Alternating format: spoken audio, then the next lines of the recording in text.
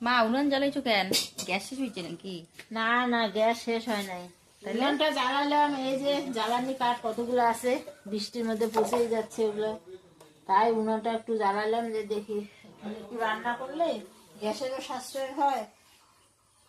উনুনটা ধরছে না, ধোয়া হচ্ছে।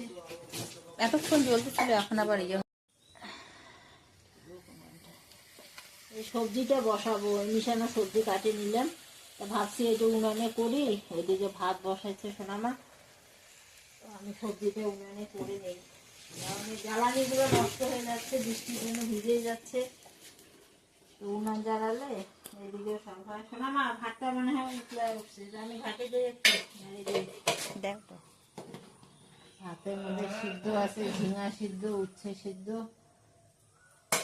হতে থাক। সবজিটা বসাবো এখন।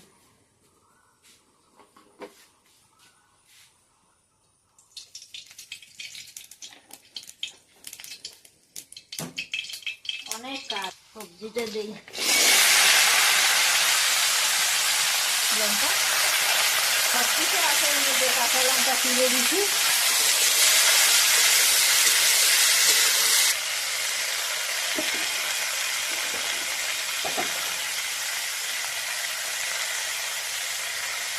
করলাম মিশানো সবজি, সবজিটা খুবই ভালো লাগে খেতে।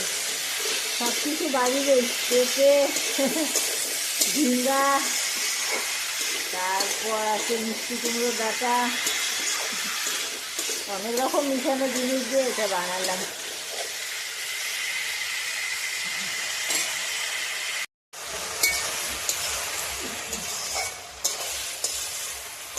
উনুনে রান্না করা একটা সুবিধা কি, মানে তাড়াতাড়ি হয়।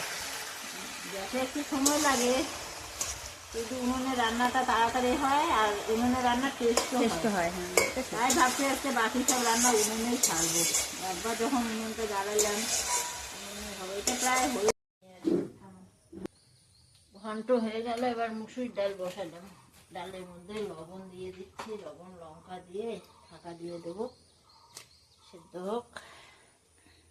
তারপর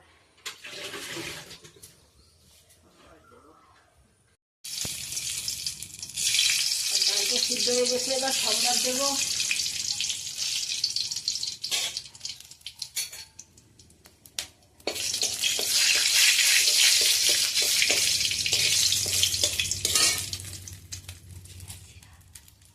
রসুন সম্বাদ দেবো, শুকনো লঙ্কা রসুন সম্বাদ দিলে মুসুরি ডালে টেস্ট হয়। পেঁয়াজ সম্বাদ খাটি খায় না তোমার বাবা।